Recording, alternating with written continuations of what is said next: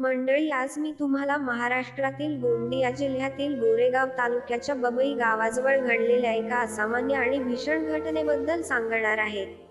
ही कथा आहे 18 वर्षीय पौर्णिमा विनोद नागवंशी आणि 38 वर्षीय शकील मुस्तफा सादिक यांच्या अनैतिक संबंधाची, ज्याचा शेवट एका दुर्दैवी, विदारक गुन्ह्यात झाला.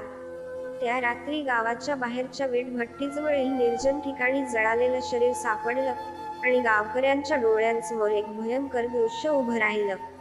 पोलिसांना जेव्हा फोन आला तेव्हा त्यांना कल्पनाही नव्हती की हे प्रकरण इतकं धक्कादायक असेल. गोंदिया जिल्ह्यातील एका शांत गावात वीटभट्टीवर काम करणाऱ्या गरीब पण मेहनती कुटुंबातील पौर्णिमा तिच्या स्वप्नांमागे धावत होती. वयाच्या 18व्या वर्षीच तिला चांगलं आयुष्य हवं होतं, पण घराची परिस्थिती तिला फारशा संधी देऊ शकत नव्हती. दुसरीकडे 38 वर्षीय शकील मुस्तफा सादिक, एका मोठ्या वीटभट्टीचा मालक, पैसा आणि सत्ता असल्यामुळे मजुरांवर त्याचा वेगळाच धाक होता. शकीलने हळूहळू पौर्णिमाला आपल्या जाळ्यात ओढलं. गोड बोलणं, छोटी भेटवस्तू आणि नंतर पैशांनी पौर्णिमा प्रभावित झाली. शरीराच्या भुकेपेक्षा तिला पैशाची भूक लागली होती आणि शकीलसाठी ती फक्त क्षणिक आनंदाची वस्तू बनली.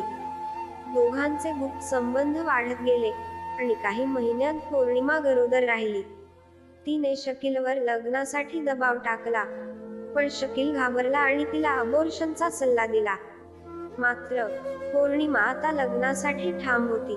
ती वारंवार शकीलला फोन करून दबाव टाकत होती आणि पोलिसांकडे जाण्याची धमकी देत होती. हे जाणवून शकील संतापला. त्याला वाटलं की पौर्णिमा त्याच्या आयुष्याचा नाश करेल, त्यामुळे त्याने कट रचला. पौर्णिमाला गावाबाहेरच्या निर्जन स्थळी बोलावून त्याने तिला तिथे संपवलं. वाद झाल्यानंतर संतापलेल्या शकीलने तिचा गळा आवळला आणि मृतदेहावर पेट्रोल ओतून आग लावली. दुसऱ्या दिवशी शेतकऱ्यांनी अर्धवट जळालेला मृतदेह पाहिला आणि पोलिसांना कळवलं. तपासाच्या वेळी पौर्णिमाची ओळख पटली आणि गुन्हा शकीलपर्यंत पोहोचला. शकीलने कबुली दिली की पौर्णिमा त्याला ब्लॅकमेल करत होती आणि त्याच्या आयुष्याचा नाश होईल या भीतीपोटी त्याने तिला संपवलं. ही घटना समाजासाठी धडा आहे. अनैतिक संबंध आणि क्षणिक मोह अनेकदा विनाशाकडे नेतात, जसे पौर्णिमाच्या आणि शकीलच्या बाबतीत घडले. गरिबी आणि पैशाची लालसा माणसाला चुकीच्या मार्गावर नेऊ शकते, ज्यामुळे पौर्णिमाने चांगलं आयुष्य मिळवण्याच्या प्रयत्नात आपलं जीवन उद्ध्वस्त केलं. शकीलने वासनेच्या आहारी जाऊन एक तरुण मुलीच्या भावनांचा गैरफायदा घेतला आणि परिस्थिती हाताबाहेर गेल्यावर गुन्हा करण्याचा मार्ग स्वीकारला. ब्लॅकमेल किंवा जबरदस्तीने कोणीही गुन्हेगार बनू शकतो, जसे पौर्णिमाने शकीलवर लग्नासाठी दबाव टाकला आणि परिणामी तणावाने हिंसक वळण घेतले. संवाद आणि संयम राखला गेला असता तर परिस्थिती वेगळी असती. या घटनांवरून हे स्पष्ट होते की कायदा आणि न्यायव्यवस्थेवर विश्वास ठेवला असता तर पौर्णिमाचे प्राण वाचले असते आणि शकील गुन्हेगार बनला नसता. समाजाने अशा घटनांकडे गांभीर्याने पाहून महिलांच्या शिक्षण आणि सुरक्षिततेसाठी उपाययोजना करायला हव्यात.